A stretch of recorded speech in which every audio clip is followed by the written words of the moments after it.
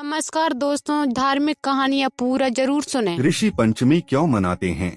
क्या है व्रत की पौराणिक कथा? भाद्रपद शुक्ल पंचमी यानी ऋषि पंचमी का व्रत सभी वर्ग की महिलाओं को करना चाहिए।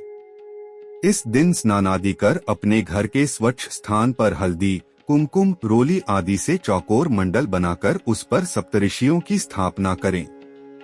गंध, पुष्प, धूप, दीप नैवेद्यादि से पूजन करके निम्न मंत्र से सप्तऋषियों को अर्घ्य दें। सप्तऋषि पूजन का मंत्र: कश्यपोत्रिर्भरद्वाजो विश्वामित्रोथ गौतमः जमग्निर्वसिष्ठश्च सप्तैते ऋष्यः स्मृताः देहन्तु पापन सर्व गृह्णन्त्वर्ध्यन् नमो नमः। तपश्चात बिना बोया पृथ्वी में पैदा हुए शाकादि का आहार करके ब्रह्मचर्य का पालन करके व्रत करें। इस प्रकार 7 वर्ष करके 8वें वर्ष में सप्तर्षि की पीतवर्ण 7 मूर्ति युग्मक ब्राह्मण भोजन कराकर उनका विसर्जन करें। इस संबंध में यह भी मान्यता है कि भारत के कहीं कहीं दूसरे स्थानों पर किसी प्रांत में महिलाएं पंचताड़ी, तृण एवं भाई के दिए हुए चावल, कौवे आदि को देकर फिर स्वयं भोजन करती है। ऋषि पंचमी व्रत पौराणिक एवं प्रामाणिक कथा। एक समय राजा सिताश्व धर्म का अर्थ जानने की इच्छा से ब्रह्मा जी के पास गए और उनके चरणों में शीश नवाकर बोले, हे आदिदेव, आप समस्त धर्मों के प्रवर्तक और गुण धर्मों को जानने वाले हैं। आपके श्री मुख से धर्म चर्चा श्रवण कर मन को आत्मिक शांति मिलती है, भगवान के चरण कमलों में प्रीति बढ़ती है। वैसे तो आपने मुझे नाना प्रकार के व्रतों के बारे में उपदेश दिए हैं। अब मैं आपके मुखारविंद से उस श्रेष्ठ व्रत को सुनने की अभिलाषा रखता हूँ, जिसके करने से प्राणियों के समस्त पापों का नाश हो जाता है। राजा के वचन को सुनकर ब्रह्मा जी ने कहा, हे श्रेष्ठ, तुम्हारा प्रश्न अति उत्तम और धर्म में प्रीति बढ़ाने वाला है। मैं तुमको समस्त पापों को नष्ट करने वाला सर्वोत्तम व्रत के बारे में बताता हूँ।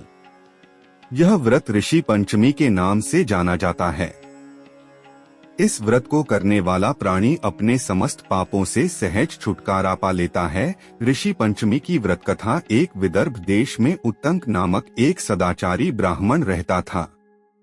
उसकी पत्नी बड़ी पतिव्रता थी, जिसका नाम सुशीला था। उस ब्राह्मण के एक पुत्र तथा एक पुत्री, 2 संतान थी। विवाह योग्य होने पर उसने समान कुलशील वर के साथ कन्या का विवाह कर दिया। दैवयोग से कुछ दिनों बाद वह विधवा हो गई। दुखी ब्राह्मण दंपति कन्या सहित गंगा तट पर कुटिया बनाकर रहने लगे। एक दिन ब्राह्मण कन्या सो रही थी कि उसका शरीर कीड़ों से भर गया। कन्या ने सारी बात माँ से कही।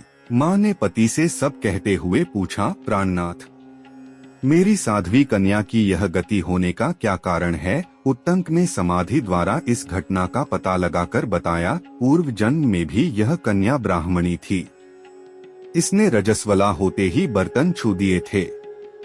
इस जन्म में भी इसने लोगों की देखा देखी ऋषि पंचमी का व्रत नहीं किया, इसलिए इसके शरीर में कीड़े पड़े हैं। धर्मशास्त्रों की मान्यता है कि रजस्वला स्त्री पहले दिन चांडालिनी, दूसरे दिन ब्रह्मघातिनी तथा तीसरे दिन धोबिन के समान अपवित्र होती है। वह चौथे दिन स्नान करके शुद्ध होती है। यदि यह शुद्ध मन से अब भी ऋषि पंचमी का व्रत करें तो इसके सारे दुख दूर हो जाएंगे और अगले जन्म में अटल सौभाग्य प्राप्त करेगी। पिता की आज्ञा से पुत्री ने विधिपूर्वक ऋषि पंचमी का व्रत एवं पूजन किया। व्रत के प्रभाव से वह सारे दुखों से मुक्त हो गई।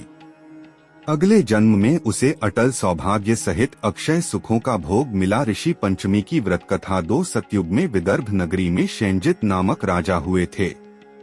वह ऋषियों के समान थे। उन्हीं के राज में एक कृषक सुमित्र था।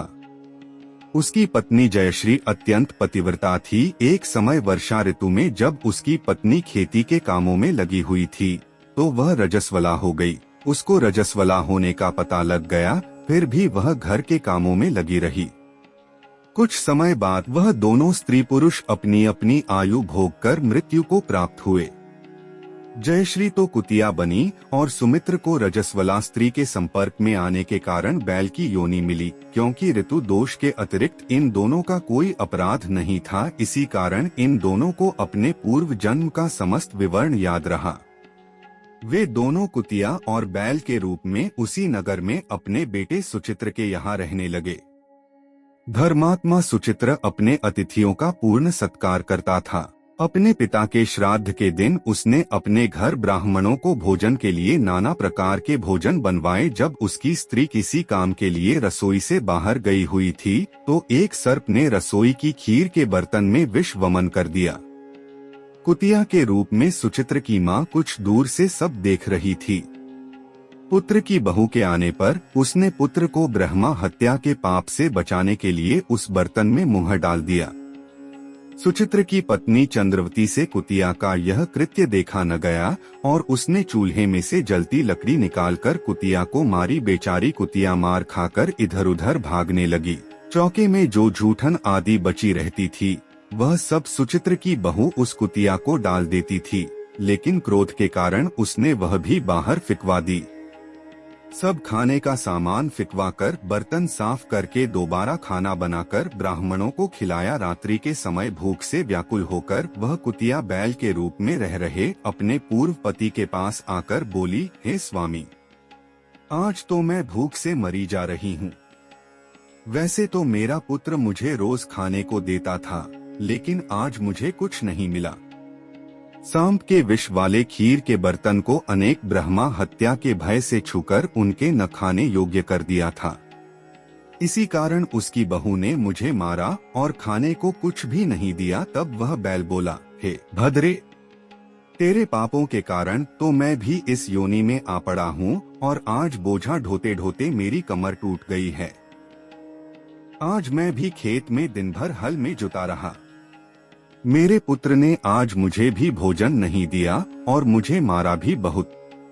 मुझे इस प्रकार कष्ट देकर उसने इस श्राद्ध को निष्फल कर दिया। अपने माता पिता की इन बातों को सुचित्र सुन रहा था। उसने उसी समय दोनों को भरपेट भोजन कराया और फिर उनके दुख से दुखी होकर वन की ओर चला गया।